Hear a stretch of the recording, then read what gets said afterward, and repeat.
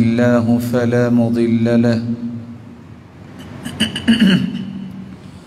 ومن يضلل فلا هادي له وأشهد أن لا إله إلا الله وحده لا شريك له وأن محمدًا عبده ورسوله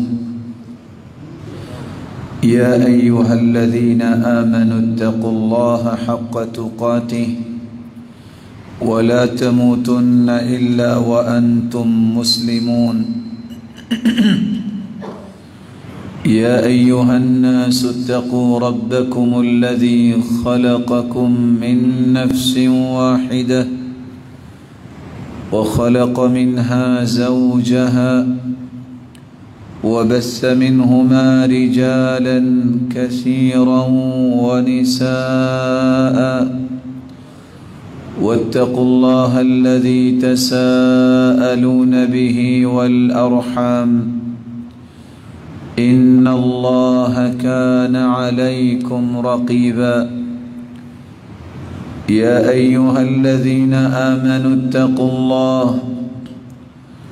اتقوا الله وقولوا قولا سديدا يصلح لكم أعمالكم ويغفر لكم ذنوبكم ومن يطع الله ورسوله فقد فاز فوزا عظيما أما بعد فأعوذ بالله من الشيطان الرجيم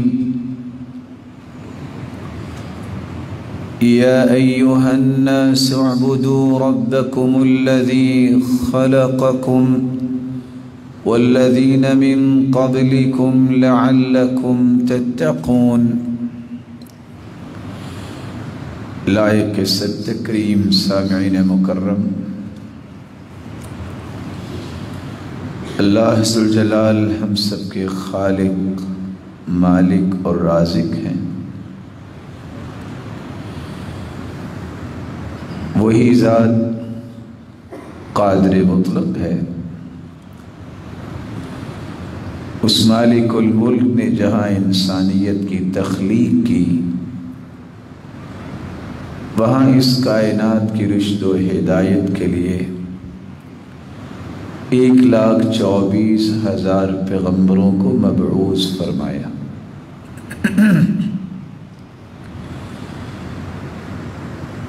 1,24,000 پیغمبروں میں سے 315 رسول تھے اور باقی سب انبیاء علیہم الصلاۃ تھے۔ رسول اس کو کہتے ہیں جو اللہ کی طرف سے نئی شریعت لے کے آتا ہے، جبکہ نبی اس کو کہا جاتا ہے جو سابقہ شریعت کو ہی آگے لے کے چلتا ہے۔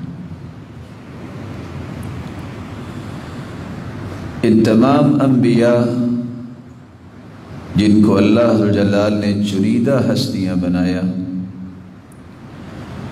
ان کو اللہ نے اپنی وہ محبت عطا کی، وہ قرب عطا کیا اور وہ خوف عطا کیا، جس کے نتیجے میں اللہ ذوالجلال نے انہیں برگزیدہ ہستیاں بھی بنایا اور تمام اقوام کے لیے انہیں نمونہ بنایا۔ آخری پیغمبر محمد الرسول اللہ صلی اللہ علیہ وآلہ وسلم ہیں، جس ہستی نے 4 نکاتی ایجنڈے کے تحت کام شروع کیا۔ یتلو علیہم آیاتی، وہ اللہ ذوالجلال کی طرف سے جو قرآن اترتا وہ پڑھ کے لوگوں کو سنایا بھی کرتے۔ وَيُزَكِّيهِمْ، صرف سنایا ہی نہیں کرتے تھے بلکہ ان آیات کی روشنی میں صحابہ کرام کی تربیت اور تزکیہ بھی کیا کرتے۔ وَيُعَلِّمُهُمُ الْكِتَابَ وَالْحِكْمَةَ، پھر اس خوبصورت تربیت اور تزکیے کو دیر پا بنانے کے لیے، اس کے نقوش کو گہرا کرنے کے لیے رسول اللہ صلی اللہ علیہ وسلم نے باقاعدہ قرآن و حکمت کی تعلیم دی۔ وہ قرآن و حکمت، وہ قرآن و حدیث جس کی تعلیم کے ذریعے ہی انسان بنتا ہے اس لائق کہ وہ اللہ کے ہاں کوئی مقام حاصل کر لے۔ یہ وہ قرآن و حکمت ہے جس سے انسان اللہ کا تقرب حاصل کرتا ہے۔ اللہ جلال کے تقرب کا لازمہ یہ ہے کہ اس ہستی کا خوف دل میں آ جائے اور اس ہستی کی سچی محبت دل میں آ جائے جس نے پوری کائنات کو بنایا ہے۔ اللہ تعالیٰ نے جہاں عبادت کا حکم دیا ہے وہاں اس بات کو بیان کیا ہے کہ تم عبادت کرو تاکہ تمہارے اندر تقوی پیدا ہو، تمہارے اندر اللہ کا خوف آ جائے۔ روزے کی بات کی ہے تو تب بھی اسی تقوی کو ہی دہرایا ہے کہ روزہ بھی اس لیے رکھا جاتا ہے کہ انسان متقی بن جائے۔ حج کی بات آئی ہے تو تب بھی اللہ نے اسی بات کو دہرایا ہے۔ ایک مسلمان کے لیے یہ سمجھنا ضروری ہے کہ اللہ کے خوف سے مراد کیا ہے۔ یہ کیسی نعمت ہے جس کو نصیب ہو جائے وہ چلتا تو زمین پہ ہے لیکن اس کے قدموں کی آہٹ جنت میں سنائی دیتی ہے۔ یہ کیسی عظیم نعمت ہے کہ جس کو نصیب ہو جائے وہ زمین پہ بیٹھا قرآن کی تلاوت کرتا ہے اور اس کی تلاوت سے محظوظ جنتی ہوتے ہیں۔ یہ کیسی عظمت ہے جس کو اللہ کا خوف کہا جاتا ہے کہ یہ چلتا تو زمین پہ ہے لیکن اس کی خوشبوئیں جنت میں پہنچتی ہیں۔ یہ سویا ہے، یہ جاگ رہا ہے، ہر دو صورتوں میں اللہ ذوالجلال اس کی تعریفیں اپنے فرشتوں کے سامنے کرتے ہیں۔ خوف کسے کہتے ہیں؟ اور ایک مسلمان کو اگر اللہ کا خوف مل جائے تو وہ کتنا عظیم بن جاتا ہے۔ کیسے پتہ چلے گا کہ میرے اور آپ کے اندر اللہ کا خوف پیدا ہو گیا ہے؟ اور کون سے ایسے خوش نصیب ہیں جن کو اللہ دنیا اور آخرت کے ہر خوف اور غم سے محفوظ فرما دیتے ہیں۔ اور اگر کوئی اس بات کی تمنا اور چاہت رکھتا ہو کہ اللہ کا خوف میرے اندر پیدا ہو جائے تو اسے کون کون سی کوشش کرنی ہوگی؟ آج کے خطبے میں ہماری گفتگو کا محور یہی 5 نکات ہوں۔ خوف سے مراد کیا ہے؟ اضطراب القلب وحرکتہ من ذکر المخوف۔ انسان زندگی میں 1 سے 10 موقعوں پہ خوف محسوس کرتا ہے، اس کی قلبی دھڑکن تیز ہو جاتی ہے، اس کے تصرفات میں فرق آ جاتا ہے، جس چیز سے خوف اسے محسوس ہو رہا ہے اس سے دور ہونے کی کوشش کرتا ہے۔ لیکن اللہ ذوالجلال کا احسان دیکھیے، دنیا کی کسی چیز سے انسان کو خوف محسوس ہو تو اس سے دور جاتا ہے، لیکن جس کے دل میں اللہ کا خوف آ جائے یہ انسان اللہ کے قریب ہو جاتا ہے۔ خوف سے مراد گہرا علم بھی ہے۔ انسان کے پاس اللہ ذوالجلال کی جب صحیح معرفت آ جاتی ہے تو پھر اس کے دل میں اس ہستی کا خوف آ جاتا ہے۔ یہ گہرا علم کیسے انسان کو مل سکتا ہے؟ جب تک اس انسان کی وابستگی قرآن سے نہیں، رسول اللہ صلی اللہ علیہ وسلم سے نہیں، اس وقت تک اس کے پاس کبھی بھی گہرا علم نہیں آ سکتا۔ خوف کے معنی کو دیکھا جائے تو ایک معنی رعب کا بھی ہے۔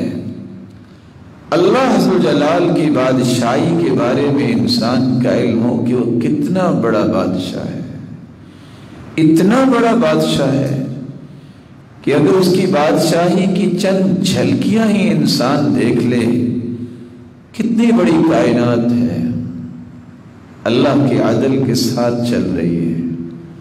وہ 8 فرشتے جنہوں نے اللہ کا عرش اٹھایا ہوا ہے، ان فرشتوں کے حجم پہ ہی غور کر لیا جائے۔ اللہ عز و جلال کے پیغمبر کا فرمان ہے کہ وہ فرشتے اتنے بڑے ہیں، ما بین عاتقی الی شحمت اذنی مسیرۃ 700 عام، ان کے کندھے سے لے کر فرشتوں کی کانوں کی لو تک کا سفر صرف 700 سال کا سفر ہے۔ ان فرشتوں کا حجم کتنا ہوگا؟ اللہ عز و جلال کی کرسی کی بات بھی قرآن نے کی ہے، وسع کرسیہ السماوات والارض، 7 زمینوں اور 7 آسمانوں کو کرسی نے گھیرا ہوا ہے۔ اور پھر کرسی کتنی ہے عرش کے مقابلے میں؟ کالخاتم فی الفلاح، جس طرح ایک چٹھیل میدان میں ایک انگوٹھی اگر بڑی ہو تو چٹھیل میدان کتنا بڑا ہے، جس میں انگوٹھی کی کیا حیثیت ہوگی؟ اللہ کا عرش اتنا بڑا ہے کرسی۔ اور اللہ عز و جلال کی عظمت، اللہ عز و جلال کی قدرت اور اللہ عز و جلال کا تقدس، اللہ عز و جلال کی جلالت، یہ بھی اس وقت تک انسان کو نہ تو محسوس ہوتی ہے، نہ اس کے بارے میں معرفت ملتی ہے، جب تک انسان قرآن نہیں پڑھتا اور اللہ کے رسول کے فرامین نہیں۔ بنیادی طور پہ خوف کی 5 قسمیں ہیں اور یہ سمجھنے والی ہیں۔ ایک طبعی خوف ہوتا ہے، ہر انسان کے اندر یہ خوف ہے، جب بھی وہ کسی درندے کو دیکھے گا، جب بھی وہ کسی موذی چیز کو دیکھے گا، جب بھی وہ کسی کو ہولناکی میں دیکھے گا تو خوف زدہ ہو جائے گا۔ یہ خوف تو انسان کی طبیعت پہ اللہ نے رکھا ہے، یہ طبعی خوف ہے۔ یہ انبیاء علیہ السلام کو بھی اللہ نے دیا۔ آپ کے علم میں ہوگا موسیٰ علیہ السلام جب حکم ہوا کہ آپ اپنی لاٹھی کو پھینک دیں، جب وہ سانپ بن گیا تو موسیٰ علیہ السلام خود بھی وہاں سے دوڑ پڑے تھے۔ تو یہ طبعی خوف ہونا، یہ عیب نہیں، یہ نقص نہیں، یہ انسانی طبیعت کا لازمہ ہے۔ اللہ نے محبت بھی رکھی ہے، خوف بھی انسان کی طبیعت میں رکھا ہے، غصہ بھی رکھا ہے، بلکہ مختلف قسم کی صلاحیتوں کا انسان کو مرکز بنایا ہے۔ خوف کی ایک دوسری شکل ہے جس کو شریعت نے حرام قرار دیا ہے۔ انسان اس ڈر سے نماز نہ پڑھے، اس ڈر سے نیکی کا حکم نہ کرے، اس ڈر سے برائی سے نہ روکے، اس ڈر سے جہاد چھوڑ دے، اس ڈر سے نیکی کے کام کرنا چھوڑ دے کہ فلاں شخص میری زندگی ختم کر دے گا۔ یہ خوف حرام ہے۔ اللہ کا خوف دل میں ہونا چاہیے۔ قیامت کے دن ہوگا، اللہ عز و جلال فرمائیں گے رأیت المنکر ولم لم تغیرہ، میرے بندے تو نے دنیا میں برائیاں دیکھی، تو نے ان کو بدلا کیوں نہیں؟ وہ کہے گا خشیت الناس، اللہ مجھے بہت خوف آتا تھا، کوئی ناراض ہو جائے گا، کوئی پریشان کرے گا، کوئی مجھے جان سے مار دے گا، اللہ ذوالجلال وہاں کیا فرمائیں گے؟ ایّایا کنت احق ان تخشا، حق یہ تھا کہ تم مجھ سے ڈرتا، جب تم مجھ سے ڈرتے تو تیرا ڈر اور تیرا خوف میں دنیا کے دلوں میں پیدا کر دیتا۔ تو لوگوں کے خوف سے، لوگوں کے ڈر سے نیکی چھوڑ دینا، لوگوں کے ڈر سے نیکی کو عام کرنا چھوڑ دینا، یہ خوف ٹھیک نہیں ہے۔ اس سے انسان کو بچنا بھی چاہیے اور اللہ سے توبہ بھی کرنی چاہیے، اور اس یقین کے ساتھ کہ جو زندگی اللہ نے لکھی ہے ایک پل بھی اس میں کمی نہیں ہو سکتی، اسی وقت ہی موت آئے گی جس وقت اللہ نے لکھی ہے۔ یہ نہیں ہو سکتا کہ میں اگر نیکی کا کام کروں، میں اگر اللہ کی رضا کا کام کروں، میں اللہ کی خوشنودی کا کام کروں اور میری زندگی کم ہو جائے۔ یہ زندگی بابرکت ہوتی ہے، یہ زندگی اس میں اللہ ذوالجلال رحمتوں کا نزول فرماتے ہیں۔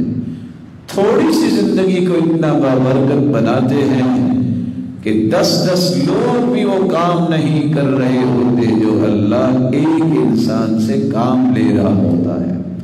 اور یہی بات عبداللہ ابن عباس نے سمجھائی تھی۔ وہ کہا کرتے تھے ان للحسنۃ ضیاء فی الوجہ ونورا فی القلب وقوة فی البدن وسعة فی الرزق ومحبة فی قلوب الخلق۔ نیکی کی راہ پہ انسان چلتا ہے، اللہ اس کے چہرے کی رونق ہی کچھ عجیب بنا دیتے ہیں، اس کے دل میں روشنی ہی عجیب پیدا کر دیتے ہیں، اور اس کے جسم میں قوت ہی عجیب ڈال دیتے ہیں، اور اس کے رزق میں فراوانی اور برکت ہی عجیب ڈال دیتے ہیں۔ اور 5واں انعام اسے یہ ملتا ہے، کائنات کے ہر دل میں اس کی محبت پیدا کر دیتے ہیں۔ اور یہ اللہ کے وعدے سچے ہیں، انہ کان وعدہ مأتیا، اللہ کے وعدے تو پورے ہوئے ہیں۔ ان اللہ لا یضیع اجر من احسن عملا، اللہ ذوالجلال کبھی بھی اچھا عمل کرنے والے کو ضائع نہیں کرتے، نہ ضائع ہونے دیتے ہیں۔ رسول اکرم صلی اللہ علیہ وآلہ وسلم کی تعلیمات سے ہمیں پتہ چلتا ہے جس طرح ایک طبعی خوف ہوتا ہے اور ایک خوف لوگوں کا ہوتا ہے جو حرام ہے، ایک خوف اعتقادی بھی ہوتا ہے۔ مشرکین کے اندر یہ اعتقادی خوف تھا، عقیدے کا خوف۔ اگر ہم نے صرف ایک اللہ کی بات مان لی تو پھر کیا ہوگا؟ ان نقول باللہ اعتواک بعض آلہتنا بسوء، ہمارے بناوٹی جو معبود ہیں کہیں یہ ہمیں تکلیف نہ دے۔ یہ شرک جب کسی کے دل میں آ جاتا ہے اس سے بڑا کوئی خوف والا نہیں ہوتا، اس سے بڑا کوئی بزدل نہیں ہوتا، اس سے بڑا کوئی کمزور نہیں ہوتا۔ اس لیے اللہ سے دعا کرنی چاہیے کہ اللہ ہر قسم کے شرک سے ہمیں ساری زندگی محفوظ فرمائے۔ خوف کی ایک چوتھی قسم بھی ہے، الخوف من وعید اللہ وعذاب اللہ، اللہ کے عذاب سے ڈرنا، اللہ ذوالجلال کی جہنم سے ڈرنا، اللہ کے غضب سے، اللہ کے غصے سے خوف کھانا کہ کہیں اللہ ذوالجلال میرے اعمال کو دیکھتے ہوئے مجھے سزا کا حقدار نہ بنا دے۔ اس کی رحمت تو بڑی وسیع ہے لیکن وہ جبار بھی ہے، وہ قہار بھی ہے، وہ انسان کے برے اعمال کا بدلہ ہی دیتا ہے، لیکن بدلہ ایسا ہوتا ہے جو پوری کائنات کے لیے عبرت بن جاتا ہے۔ جیسا کہ اللہ جلال نے فرعون کو اس کی کرتوتوں کا ہی بدلہ دیا، قارون کو بھی اس کے اعمال کا ہی بدلہ دیا، اور حامان کو بھی اللہ نے اسی کرتوتوں پہ بدلہ دیا، لیکن پوری کائنات کے لیے انہیں عبرت بنا دیا۔ خوف کی پانچویں قسم بیمار لوگوں کی ہے۔ بعض لوگوں میں وہم کا خوف ہوتا ہے، کہیں یہ نہ ہو جائے، کہیں یہ نہ ہو جائے، پتہ نہیں، لگتا ہے مجھے کچھ ہونے والا ہے، پتہ نہیں کل کو کیا بنے گا۔ مومن کے دل میں یہ وہم نہیں ہوتا۔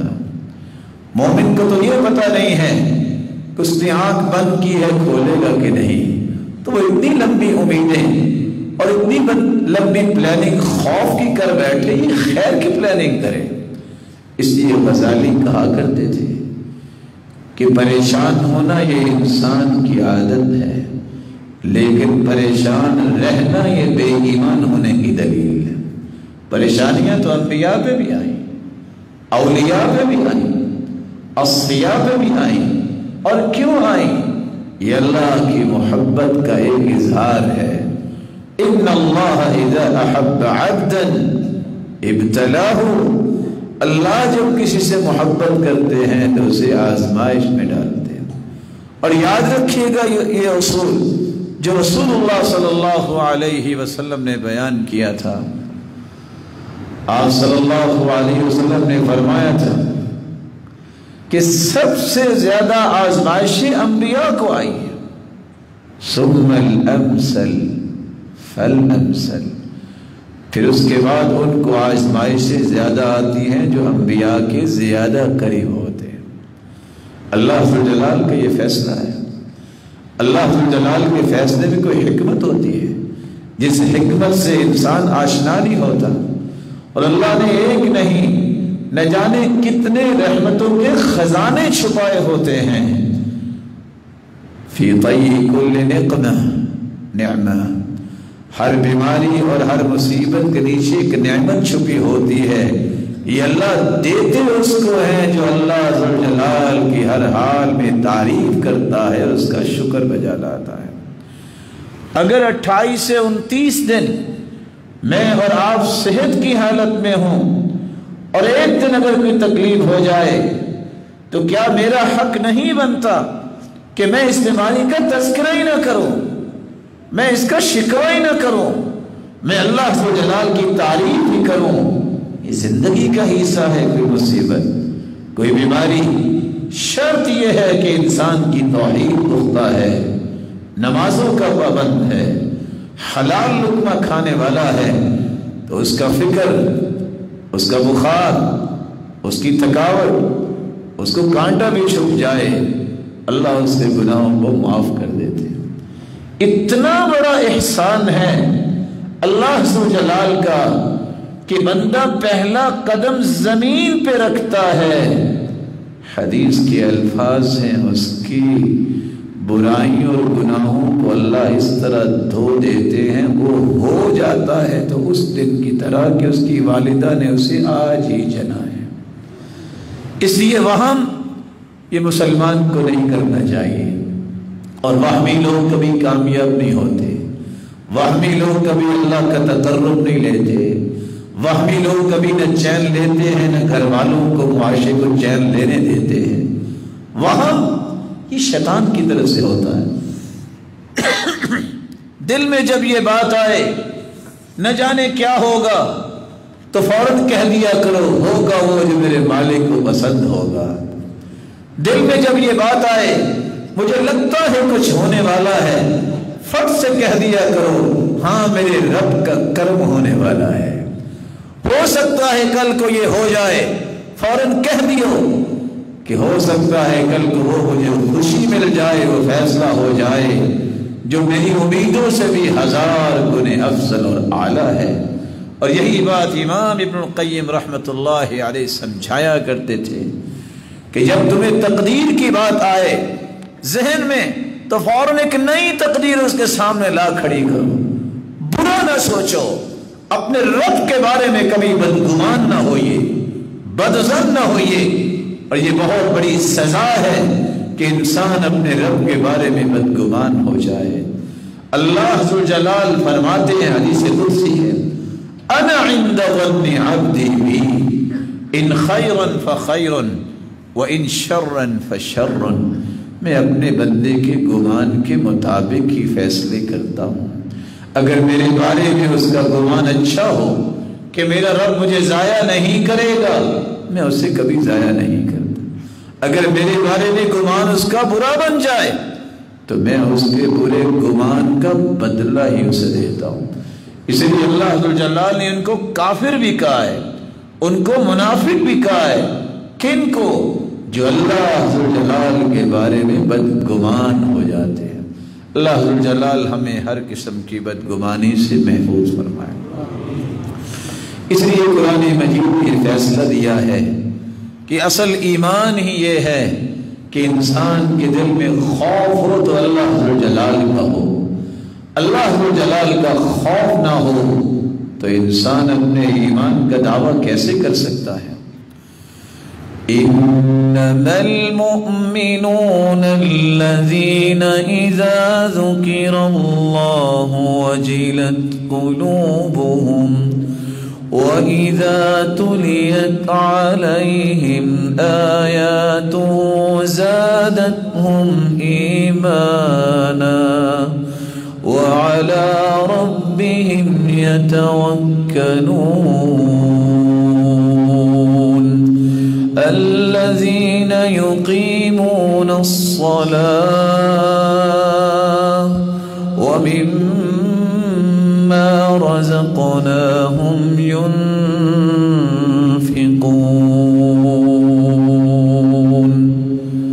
مومن اس کو کہتے ہیں اذا ذکر اللہ، جب بھی انہیں اللہ کی یاد دلائی جائے، وجلت قلوبہم، ان کے دلوں میں اللہ کا خوف پیدا ہو جاتا ہے، ان کے دل کانپنے لگ جاتے ہیں۔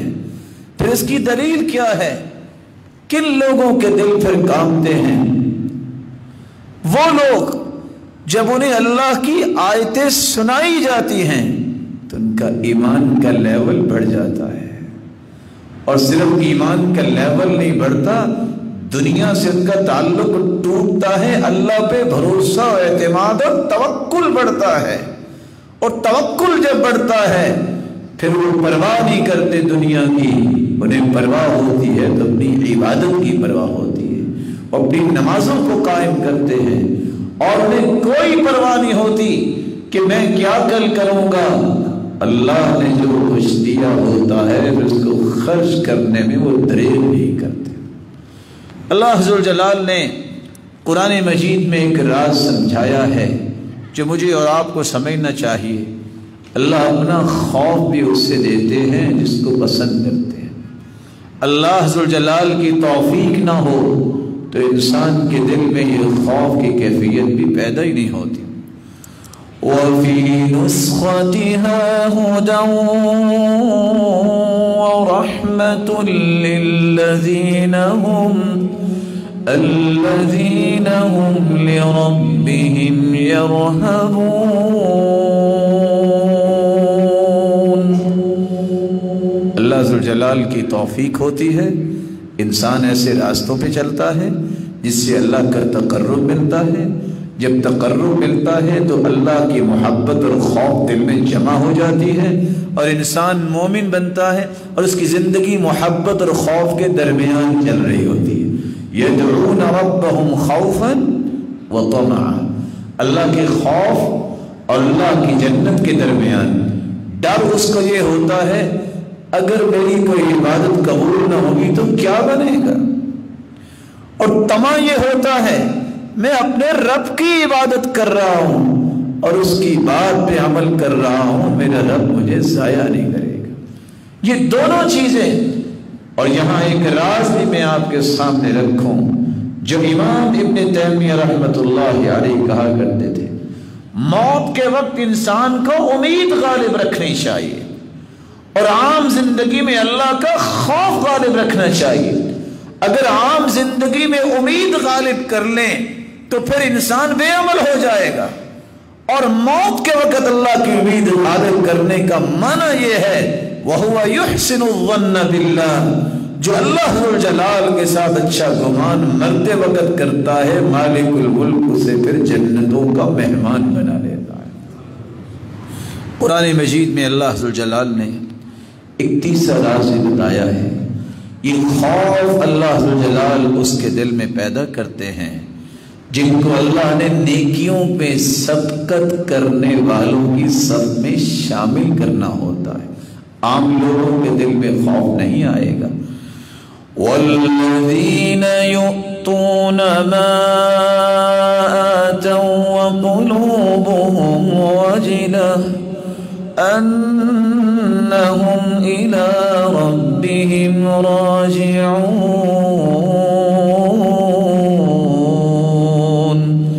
أُولَئِكَ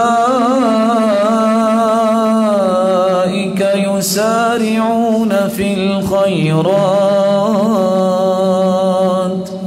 وَهُمْ لَهَا سَابِقُونَ۔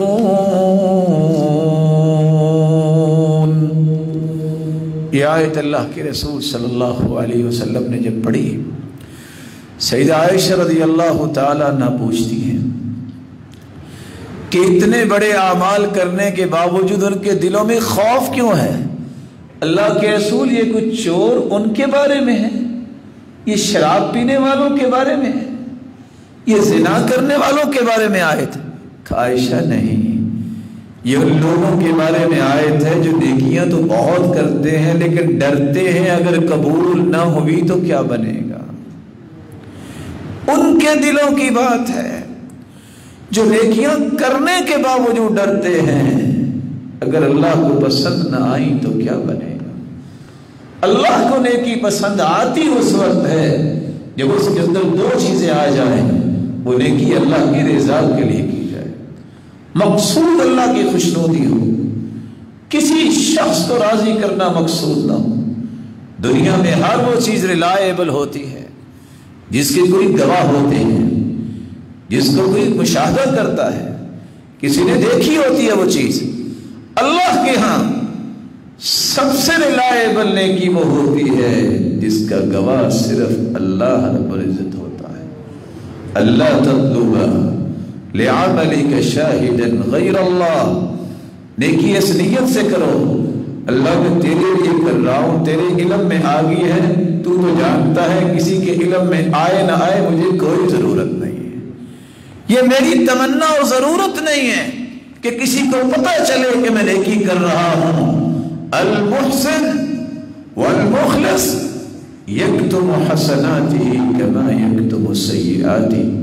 فضیل ابن عیاض اس لیے کہا کرتے تھے اخلاص والے کی نشانی یہی ہوتی ہے، وہ جس طرح اپنی کمی کوتاہی کو چھپاتا ہے وہ اپنی نیکیوں کو بھی چھپاتا ہے، اور جب سنت کے مطابق ہو وہ عمل وہ نیکی اللہ کے ہاں قبول ہوتی ہے۔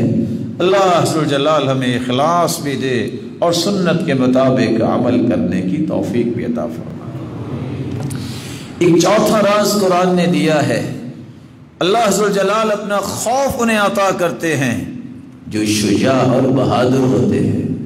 بزدلوں کو اللہ کا خوف نہیں ملتا، اور بزدل تو اپنی جان کی ہی ان کو پڑی ہوتی ہے۔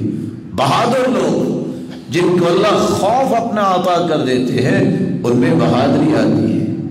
سلف صالحین میں سے کیسے کیسے لوگ تھے، جنگ کا موسم ہے، ایک انسان تھک ہار کے لیٹا ہوا ہے، کھوپڑیاں پڑی ہوئی ہیں، گھوڑا باندھ کے اس کے درمیان میں سویا ہوا ہے، ایک شخص دہشت زدہ ہو کے اسے اٹھاتا ہے، تمہیں پتہ نہیں کہاں لیٹے ہو، تمہیں خوف نہیں آ رہا یہاں کھوپڑیاں پڑی ہیں؟ مسکرا کے کہتا ہے مجھے شرم آتی ہے، اگر میں ان سے ڈروں گا تو میرا رب کہے گا کسی اور سے بھی ڈرتا ہے، تو مجھے یہ شرم آتی ہے کہ میں اللہ کے سوا کسی سے ڈروں، جاؤ اپنا کام کرو مجھے آرام کرنے دو۔ بہادری اس وقت انسان کو ملتی ہے، شجاع اس وقت بنتا ہے جب انسان اللہ کا خوف اپنے دل میں پیدا کر لیتا ہے۔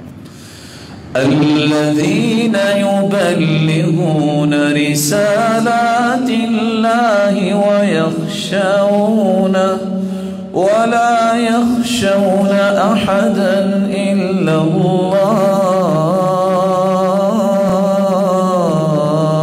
اللہ وکفی باللہ حسیبا۔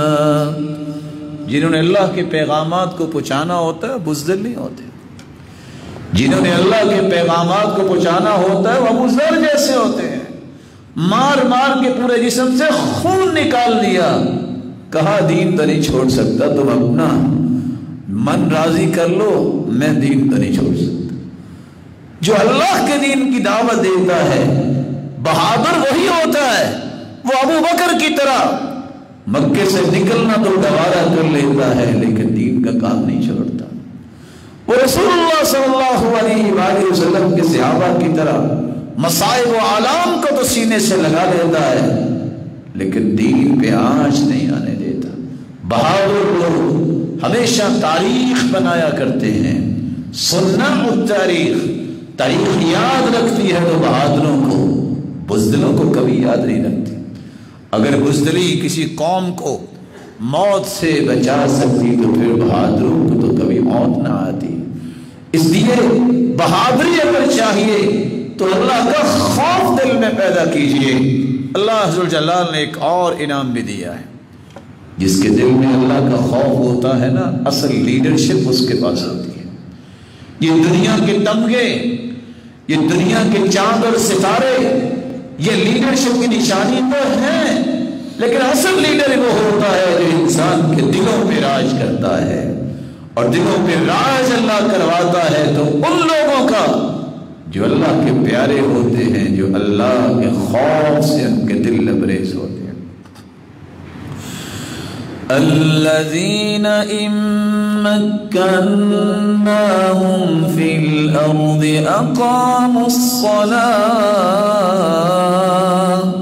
وآتوا الزکاة وامروا بالمعروف ونہوا عن المنکر وَلِلَّهِ عَاقِبَةُ الْأُمُورِ وَلَنُسْكِنَنَّكُمُ الْأَرْضَ مِنْ بَعْدِهِمْ ذَلِكَ لِمَنْ خَافَ مَقَامِي وَخَافَ وَعِيدِ۔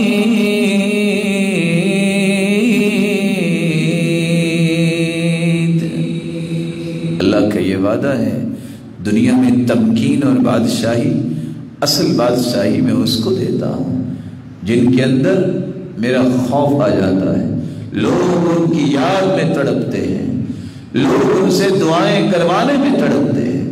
آج سلف کی بات کو یاد کیجئے، کس طرح عبداللہ ابن المبارک آیا کرتے، پورے کا پورا بغداد نکلتا باہر، لوگ پوچھتے کون آ رہا ہے، وہ کون سا بادشاہ ہے جس کے لیے وہ قالین بچھائے جا رہے ہیں؟ مسکرا کے جواب دینے والا جواب دیتا ہے عبداللہ ابن المبارک آ رہا ہے۔ تپتے صحراؤں میں کھڑے لوگ انتظار کر رہے تھے امام بخاری کا، پوچھا کون آ رہا ہے، دیکھا تو یہ 18 سالہ بچہ آ رہا ہے۔ کس وجہ سے؟ اللہ ذوالجلال کا خوف جب دل میں آ جاتا ہے اللہ حقیقی بادشاہی اسے عطا کرتے ہیں۔ رسول اکرم صلی اللہ علیہ وسلم نے تو صحابہ کو فرمایا تھا کہ دنیا میں انسان کو سب سے بڑی پریشانی یہی ہوتی نا، مصیبت نہ آئے، کوئی بیماری نہ آئے، کوئی مشکل نہ آئے، کوئی تنگی نہ آئے۔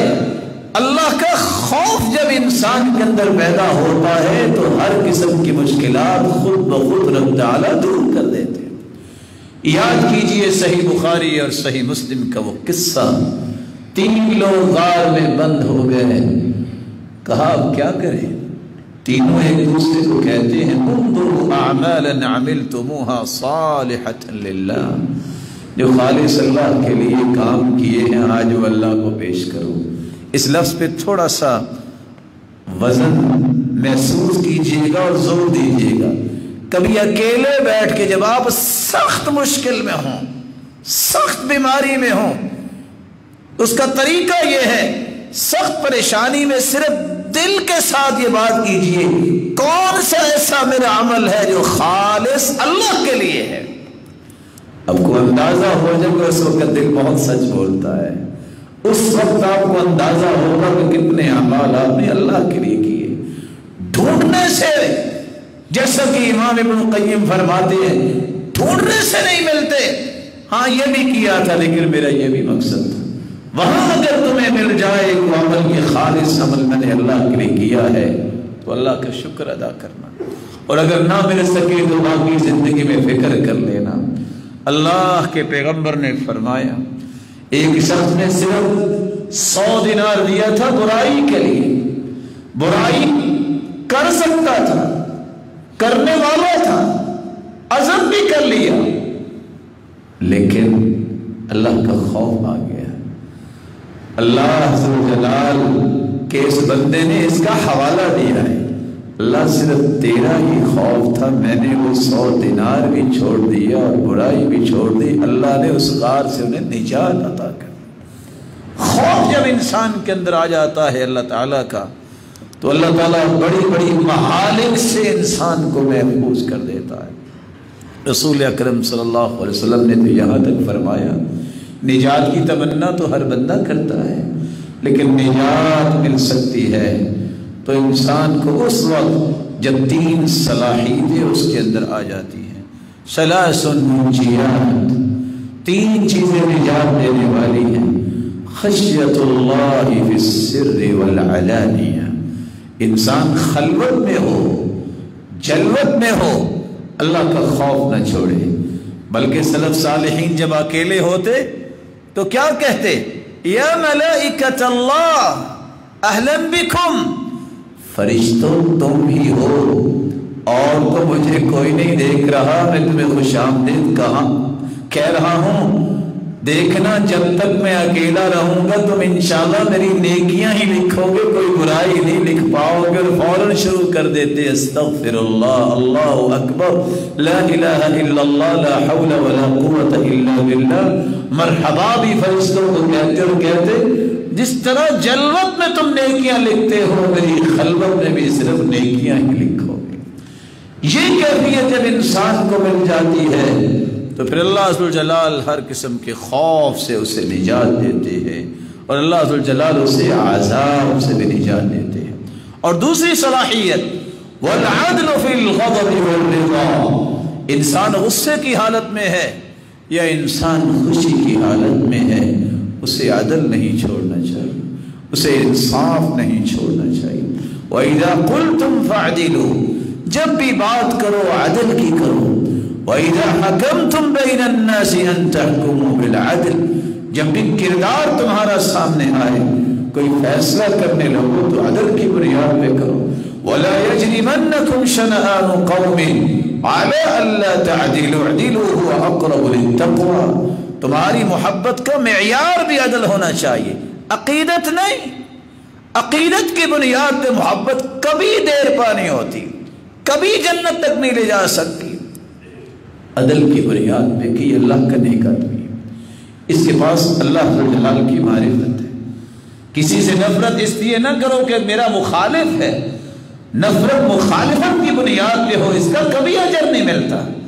لیکن اگر نفرت اللہ کی رضا کے لیے ہو اس سے انسان کا ایمان مکمل ہوتا ہے, اور اس سے اللہ ذوالجلال قیامت کو یہ نفرت کا بھی وزن کریں گے, یہ نیکیوں کے پلڑے میں جائے گی کہ اس لیے نفرت کی یہ اللہ کا دشمن تھا, اس لیے نفرت کی اللہ کے رسول کا دشمن تھا, اس لیے نفرت کی یہ صحابہ کرام کا دشمن تھا, اس لیے نفرت کی یہ برائیوں کو پرموٹ کرتا تھا, اس لیے نفرت کی یہ معاشرے کی امن کو تہوالا کرتا تھا. یہ نفرت بھی اس وقت اللہ ذوالجلال کی رضا کا باعث بن جائے گی. من احب للہ وابغض فی اللہ واعطى للہ ومنع للہ فقد استکمل الایمان, جو اللہ کے لیے کسی کو دیتا ہے, اللہ کے لیے ہی روکتا ہے, اللہ کے لیے محبت کرتا ہے, اور اس کی رضا کے لیے کسی سے نفرت کرتا ہے, اس نے تو اپنا ایمان مکمل کر لیا. اللہ ذوالجلال قرآن مجید میں فرماتے ہیں کہ جس شخص کو خوف الہی نصیب ہو جاتا ہے وہ اتنا خوش نصیب انسان ہے کہ اللہ ذوالجلال ایسے شخص کو فوز و فلاح کی دنیا میں ہی بشارت عطا کر دیتے ہیں. وَمَن يُطِعِ اللَّهَ وَرَسُولَهُ وَيَخْشَ اللَّهَ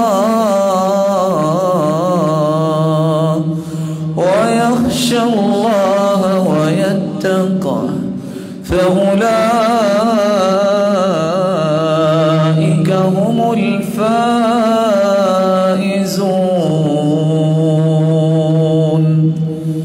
جو اللہ سے ڈر جاتا ہے اللہ اسے دنیا اور آخرت میں کامیابی سے نواز دیتے ہیں۔ اور یہ ڈرنے والا پھر کرتا کیا ہے؟ آج وہ موسم ہے کام کرنے کا۔ اللہ کے رسول کا فرمان ہے رات کی تاریکی میں جب ساری دنیا سو رہی ہوتی ہے، نرم و ملائم بستر کو جو چھوڑتا ہے، بیوی بچوں کو بھی چھوڑتا ہے اور وضو کر کے اللہ کے سامنے کھڑا ہو جاتا ہے، مالک الملک اپنے فرشتوں سے مخاطب ہوتے ہیں اور فرماتے انظروا الی عبدی، اس میرے بندے کو دیکھو، اس میرے بندے کو دیکھو، قام من لحافہ، اس نے اپنا بستر بھی چھوڑا، اپنے بیوی بچے بھی چھوڑے، صرف میرے عذاب سے ڈرتے ہوئے یہ ایسا کر رہا ہے، میری جنت کی امید میں ایسا کر رہا ہے۔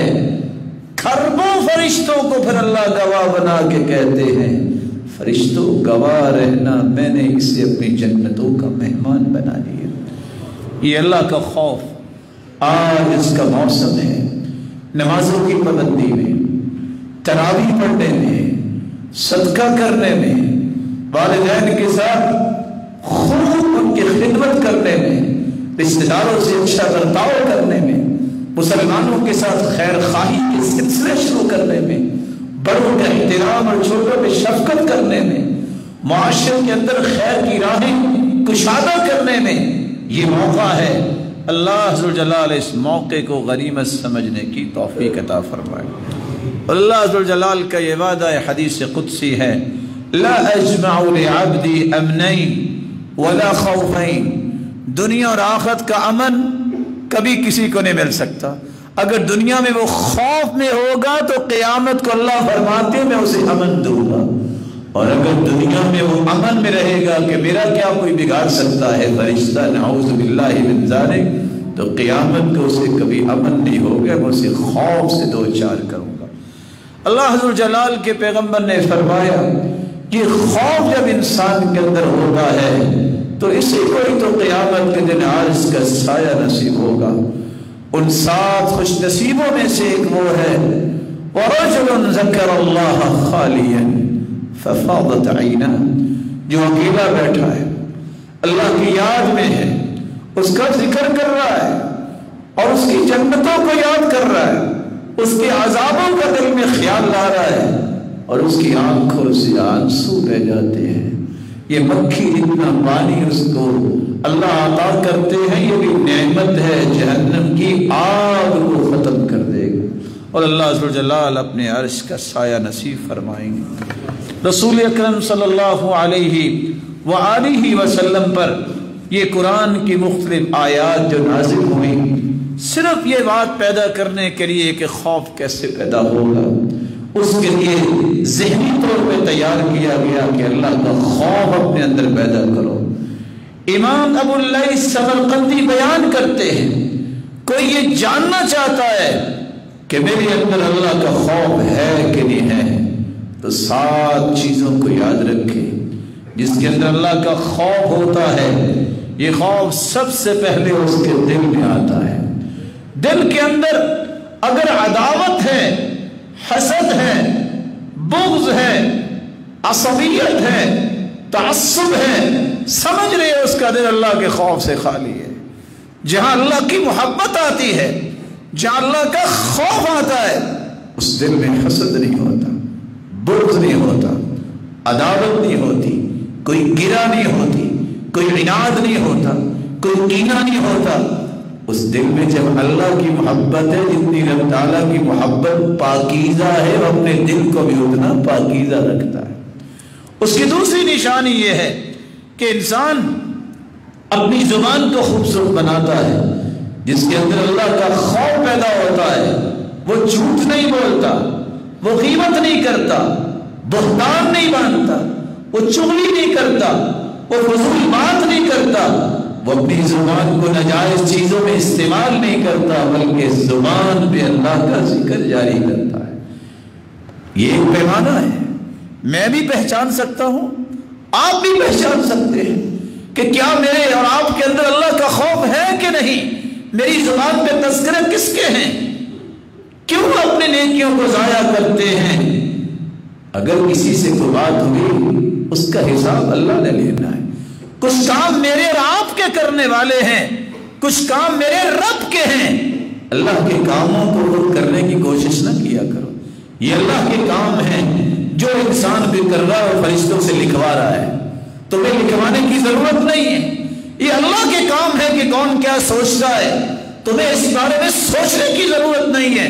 تمہارا کام یہ ہے کہ تم کیا نیکی کر رہے ہو، تمہیں تو اس کا ہی بدلہ دیا جائے گا۔ مالک بن دینار نے اس لیے بہت اچھا کہا تھا، اذا رأیت قساوۃ فی قلبک، جب تمہارا دل پتھر ہو جائے، تمہارے دل میں نرمی نہ آئے، ووہن فی بدنک، جسم میں لاغی آ جائے، نماز پڑھنے سے بھی قاصر ہو جاؤ، ونقصا فی رزقک، اور تمہارا رزق بھی کم ہوتا جا رہا ہو، فعلم انک تکلمت فیما لا یعنیک، تو یقین کر لینا یہ سزا ان باتوں کی ہے جو تو نے ایسی باتیں کی جس کے کرنے کا کوئی فائدہ نہیں تھا۔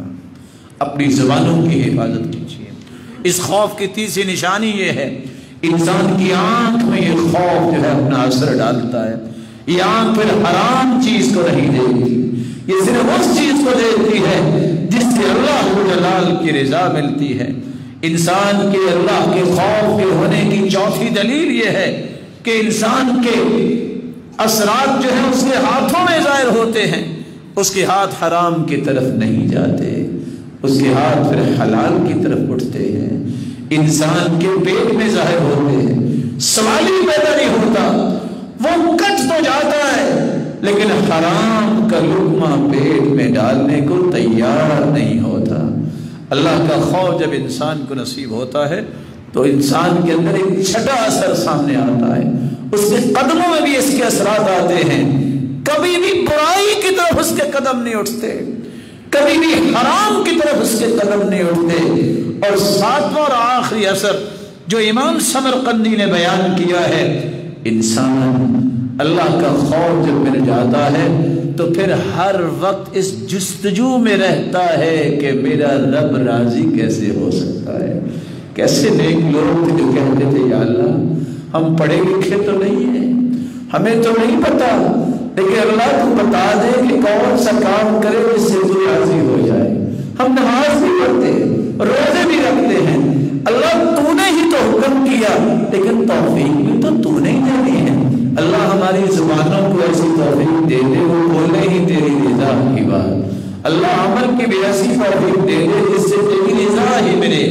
جب یہ جستجو انسان کے اندر پیدا ہو جائے، ہر وقت کی یہ جستجو جو صحابہ کے اندر تھی، صحابی آ کے رو رہے ہیں یا رسول اللہ، اللہ کے رسول ایک بات کے بارے میں پوچھنا چاہتا ہوں، قد احزنتنی وارہقتنی واسقمتنی، میں بیمار ہو گیا ہوں، میں غمزدہ ہو گیا ہوں، اس چیز نے مجھے توڑ کے رکھ دیا ہے، مجھے اس کا جواب چاہیے۔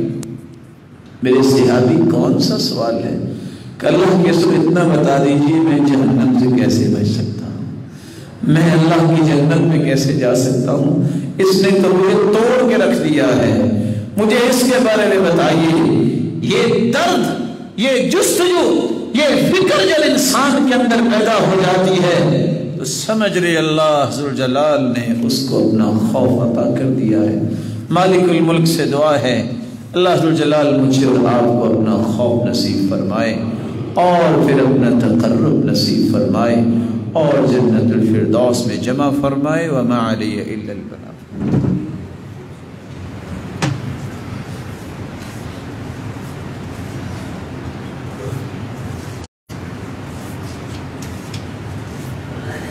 یا اللہ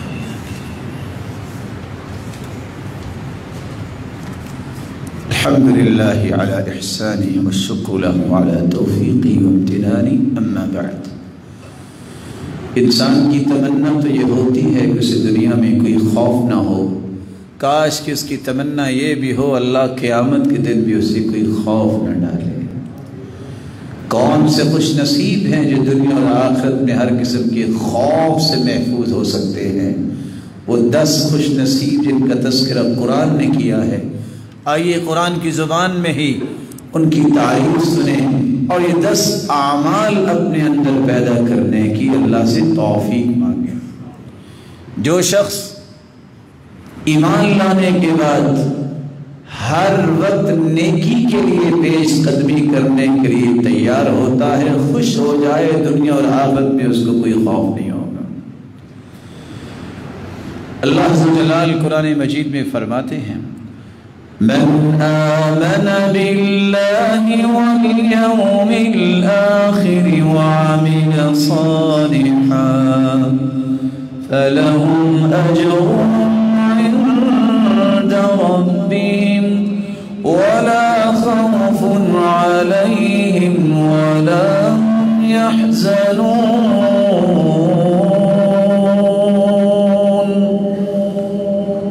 جو اللہ پر ایمان لاتا ہے اور ہر وقت نیک کام کے لیے سوچتا رہتا ہے، اللہ ذو جلال کا وہ پسندیدہ بن جاتا ہے، دنیا اور آخرت کے ہر خوف اور غم سے اللہ اسے نجات دے دیتا۔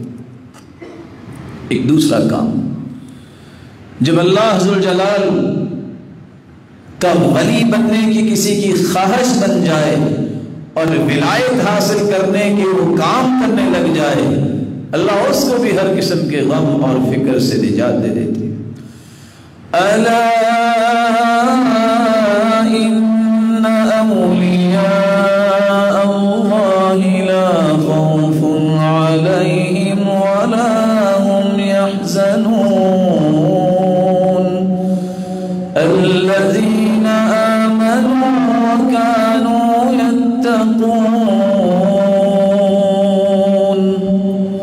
اللہ کے ولیوں کو دنیا اور آخرت میں کوئی خوف اور غم نہیں ہوگا، اور ولی کی تعریف قرآن نے کی ہے، الذین آمنوا وکانوا یتقون۔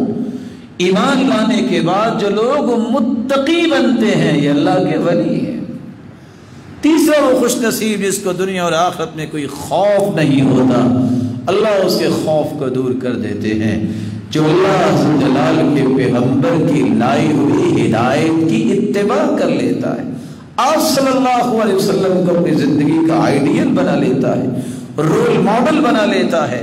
اللہ عز و جلال اسی بات کو بیان کرتے ہیں فَإِمَّا يَأْتِيَنَّكُم مِّنِّي هُدًى فَمَن تَبِعَ هُدَايَ فَلَا خَوْفٌ عَلَيْهِمْ وَلَا هُمْ يَحْزَنُونَ۔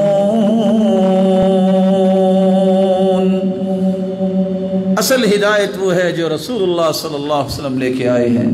ان خیر الہدی ہدی محمد صلی اللہ علیہ وسلم، سب سے بہترین ہدایت وہ ہے جو اللہ کے رسول لے کر آئے ہیں، اس ہدایت کو اپنی زندگی کا منشور بنانے والا ایسا خوش نصیب ہے اسے دنیا اور آخرت میں کوئی غم نہیں ہوگا۔ چوتھا انسان جو خوشی سے زکوٰۃ دینے والا ہے اور خوشی سے نماز پڑھنے والا ہے، مجبوری نہیں ہے، دل کی خوشی سے، طیبۃ بہا نفس، اس کا دل چاہتا ہے یہ میرے رب کا حق ہے، یہ میرے جسم کی بھی زکوٰۃ ہے نماز، یہ میرے مال کی بھی زکوٰۃ ہے جو میں اللہ کی راہ میں دیتا ہوں۔ جب یہ خوشی سے یہ کام کرتا ہے، مجبوری سے نہیں، تو اللہ اس سے بھی دنیا اور آخرت کے غموں سے نجات دے دیتے ہیں۔ ان الذين آمنوا وعملوا الصالحات واقاموا الصلاة وآتوا الزكاة لهم اجرهم عند ربهم ولا خوف عليهم ولا هم يحزنون۔ نماز کی پابندی کرنے والا، زکوٰۃ کو خوشی سے ادا کرنے والا، اللہ اسے دنیا اور آخرت کے خوف اور غم سے نجات دے دیتے۔ ایک پانچواں خوش نصیب بھی ہے جس کو آج دنیا بہت معمولی کام سمجھتی ہے، الذین ينفقون اموالهم باللیل والنہار سرا وعلانیۃ علانية فلهم أجرهم عند ربهم ولا خوف عليهم ولا هم يحزنون. جو دن رات اللہ کی راہ میں مال خرچ کرتے ہیں، اللہ کا وعدہ ہے دنیا اور آخرت کے غموں سے اور خوف سے اسے نجات دے دیں گے. ایک چھٹا خوش نصیب بھی ہے جو اسی کے متعلق ہے. مال خرچ کرنا تو اللہ کا احسان ہے، لیکن دو چیزوں سے بچیے، اس لیے اللہ نے فوراً اس کا تذکرہ کر دیا. کون سی چیزیں؟ جو اللہ ذوالجلال کی راہ میں خرچ تو کرتے ہیں، ثم لا يتبعون ما انفقوا منا ولا اذى، پھر احسان نہیں جتلاتے، پھر تکلیف نہیں محسوس کرتے. تکلیف کے دو معنی ہیں، ایک احسان جتلاتا نہیں ہے، اس کا بھی خوف دور ہو جائے گا. احسان جتلاتا ہے، خوف دور نہیں ہوگا. تکلیف سے بچتا ہے. تکلیف کیا ہے؟ خرچ کر کے سوچتا ہے نہ ہی کرتا تو اچھا تھا. یا تکلیف یہ بھی ہے کہ دینا تو صدقہ ہے، لینے تو اللہ سے درجات ہیں. کسی کو ذلیل کر کے صدقہ نہ دے، کسی کو بے عزت کر کے صدقہ نہ دے، اس کی عزت کو مجروح نہ کرے. اس اچھے انداز سے حدیث نے کیسا کہہ دیا کہ دائیں ہاتھ سے کوئی صدقہ کرتا ہے، بائیں ہاتھ کو پتہ نہیں چلتا، یہ اللہ کے عرش کے سائے میں ہوگا. ساتواں انسان جس کو اللہ دنیا اور آخرت کے ہر خوف سے نجات دے دیں گے، جو اپنی بھی اصلاح کرتا ہے اور لوگوں کی اصلاح کی فکر کرتا ہے. اللہ عز و جلال قرآن مجید میں فرماتے ہیں فَمَنِ اتَّقَى وَأَصْلَحَ فَلَا خَوْفٌ عَلَيْهِمْ وَلَا هُمْ يَحْزَنُونَ. ہر وقت اس بات کی فکر رہے کہ میری اصلاح ہو جائے، میں کسی کی بھی اصلاح کر سکوں. یہ درد اتنا قیمتی ہے، اللہ دنیا اور آخرت کے غم اور خوف اس سے دور فرما دیتے ہیں. اللہ ذوالجلال ایک اور انسان کے بارے میں بھی بیان کرتے ہیں جو اللہ کی راہ میں قربانی دیتا ہے نا، شہادت کا درجہ حاصل کرتا ہے. اللہ ذوالجلال فرماتے ہیں دنیا اور آخرت کے خوف سے ان کو بھی اللہ نجات دے دیتے ہیں. وہ لوگ جو اللہ کی راہ میں شہید ہو جائے ان کو مردہ نہ کرو، وہ اللہ کے یہاں زندہ ہیں. کیسے؟ یہ اللہ ہی جانتا ہے. وہ ایسے خوش نصیب ہیں کہ دنیا اور آخرت میں اللہ انہیں ہر قسم کے خوف سے نجات دے دی. دنیا کا خوف نہیں تھا تو اپنی جان ہی پیش کر دی نا. اللہ قیامت کے دن بھی اسے خوف سے دو چار نہیں کریں گے. خوش نصیب ہے وہ انسان، نواں انسان جو اپنی عبادت کو انتہائی خوبصورت طریقے سے کرتا ہے. 24 گھنٹوں کا حساب نکالیے، جتنی بھی دل لگا کے آپ 5 نماز پڑھیں، ان 5 نمازوں میں کتنا وقت لگتا ہے؟ 1 گھنٹہ. حدیث کہتی ہے، اللہ جلال فرماتے ہیں حدیث قدسی، آدم کے بیٹے تفرغ لعبادتی، اور یہ 1 گھنٹہ تو خالص کر لو، جب میرے سامنے کھڑے ہو تو کسی اور سورج کی طرف نہ جایا کرو. میں کیا کروں گا؟ املأ یدیک رزقا، اور میرے باتوں میں یقین کر لو جب تم خالص ہو کے میرے سامنے کھڑے ہوگے میں تیرے ہاتھوں کو رزق سے بھر دوں گا. تیرے ہاتھ سنبھالنے والے نہیں بنیں گے، اتنا رزق میں دے دوں گا. وَأَمْلَأُ قَلْبَكَ غِنًى، تیرے دل کو میں غنا سے بھر دوں گا. دنیا دیکھے گی کہ شاید اس سے بڑا دنیا میں کوئی مالداری کوئی نہیں ہے. یہ نعمت میں اس وقت دوں گا جب تم خوبصورت عبادت کی طرف آؤ گے.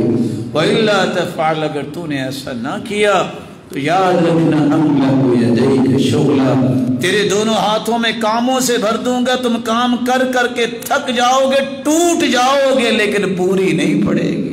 وَلَمْ أَسُدَّ فَقْرًا، اور تیری فقیری کو میں ختم نہیں کروں گا. اس لیے خوبصورت عبادت کی تمنا کیا کریں، دعا کیا کریں، توفیق مانگا کریں.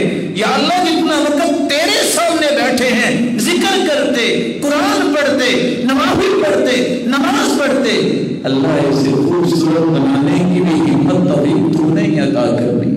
اللہ کے رسول نے غلام کو دیکھا جو خوبصورت نماز پڑھ رہا تھا، سلام پھیرنے کے بعد فرمایا ادھر آؤ، جاؤ تم آزاد ہو۔ اتنی خوبصورت نماز پڑھنے والا غلام نہیں رہ سکتا۔ لکھنے والے لکھتے ہیں جو خوبصورت نماز غلامی سے نجات دے سکتی ہے وہ جہنم سے بھی نجات دلائے گی۔ 10واں اور آخری خوش نصیب جس کو اللہ جلال نے یہ وعدہ دیا ہے، ان سارے کاموں پہ استقامت اختیار کرنے والا، مضبوطی دکھانے والا، اللہ بھی اسے پھر مضبوط بناتے ہیں۔ ان الذين قالوا ربنا الله ثم استقاموا تتنزل عليهم الملائكة ألا تخافوا ولا تحزنوا وأبشروا بالجنة التي كنتم توعدون نحن أولياؤكم في الحياة الدنيا وفي الآخرة ولكم فيها ما تشتهي أنفسكم ولكم فيها ما تدعون نزلا من غفور رحيم۔ جو استقامت اختیار کرتا ہے اللہ اپنے فرشتوں کو مقرر کرتے ہیں کہ اس کی حفاظت کرنی۔ وہ آپ کی صرف حفاظت نہیں کرتے، خوشخبریاں دیتے ہیں تمہارے لیے جنت بھی ہے، تمہیں کوئی خوف نہیں ہے۔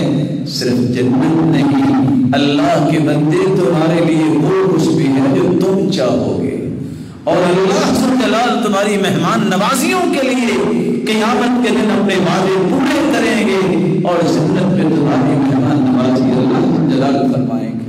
اللہ کا خوف اگر اپنے اندر پیدا کرنا ہو تو میرے بھائی 3 کام ضرور کیجئے گا۔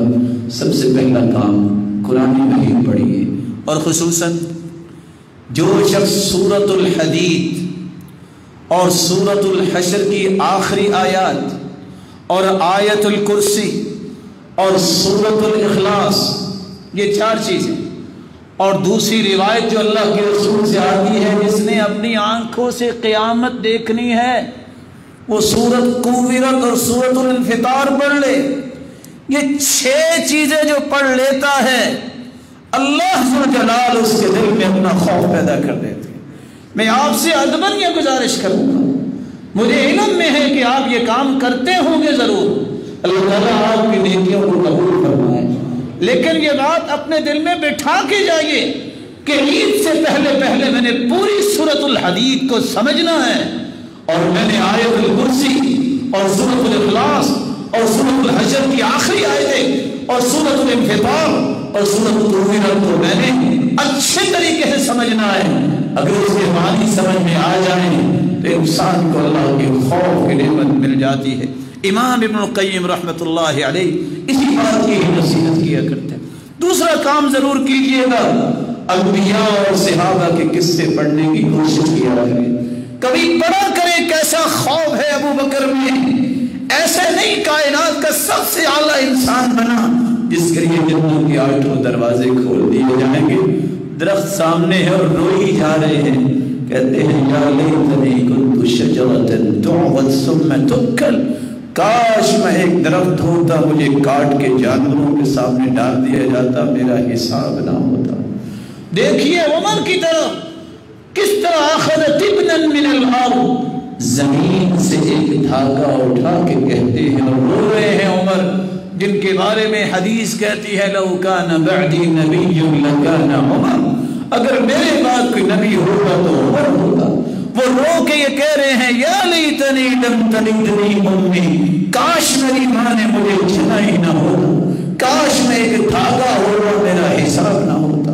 یاد کیجیے اس قصے کو جو عائشہ اپنا دوپٹہ بھگو چکی ہے رو رو کے، ہاتھ میں پتا ہے اور کہہ رہی ہے یا لیتنی کنت ورقۃ من هذه الشجرہ، کاش میں ایک درخت کا پتا ہوتی کوئی جانور کھا لیتا اور میرا حساب نہ ہوتا۔ جب تک آپ انبیاء کی باتیں نہیں پڑھیں گے اور صحابہ کرام کی زندگیاں نہیں پڑھیں گے اور اللہ کے خوف رکھنے والے علماء کے پاس نہیں بیٹھیں گے یہ خوف دل میں پیدا نہیں ہوتا۔ اور تیسری اور آخری گزارش، دعا ایک ایسی نعمت ہے جس کے ذریعے میں اور آپ اللہ جلال کو 24 گھنٹے میں کسی وقت بھی راضی کرنے کے لیے اپنے آپ کو پیش کر سکتے ہیں۔ اللہ کے رسول صلی اللہ علیہ وسلم کثرت سے یہ دعا کیا کرتے، اللہم انی اسألک خشیتک فی الغیب والشہادہ، اللہم انی اسألک خشیتک فی الغیب والشہادہ۔ اللہ ظاہری اور خفیہ میں زندگی میں تیرا خوف چاہتا ہوں، اور یہ دعا تو آپ روزانہ ہی سنتے ہوں گے مجھے امید ہے۔ اللہ کے رسول نے جو دعا سکھائی تھی، اللہم اقسم لنا من خشیتک ما تحول به بیننا وبین معصیتک ومن طاعتک ما تبلغنا به جنتک ومن الیقین ما تهون به علینا مصائب الدنیا ومتعنا اللهم بأسماعنا وأبصارنا وقواتنا أبدا ما أبغيتنا واجعله الوارث منا واجعل ثأرنا على من ظلمنا وانصرنا على من عادانا ولا تجعل مصيبتنا في ديننا ولا تجعل الدنيا أكبر همنا ولا مبلغ علمنا ولا إلى النار مصيرنا واجعل الجنة هي دارنا وقرارنا برحمتك يا أرحم الراحمين۔ مولا کریم اپنے خوف اور محبت کی نعمت سب کو عطا فرما دے۔ الہ العالمین ان روشن چہروں کو ہر قسم کی بیماری اور بلا سے محفوظ فرما۔ الہ العالمین اس مصیبت کو امت سے دور فرما۔ الہ العالمین جو بیمار ہیں ان کو مکمل صحت یاب بنا دے، اور جو الہ العالمین تیرے پاس جا چکے ان کو کروڑہا رحمتوں سے نواز دے۔ مولا کریم صاحب اولاد کی اولادوں کو نیک بنا، دست بازو بنا، اور آنکھوں کی ٹھنڈک بنا، اور صدقہ جاریہ بنا، اور بے اولاد کی جھولیوں کو بھی بارونق بنا دے۔ جس وقت تیرے گھر میں جمع ہے اللہ تیری رحمت بہت وسیع ہے، سب کو جنت الفردوس میں جمع فرما، اور اپنے محبوب کی رفاقت نصیب فرما، اور اپنے دیدار کا مستحق بنا۔ وآخر دعوانا الحمدللہ۔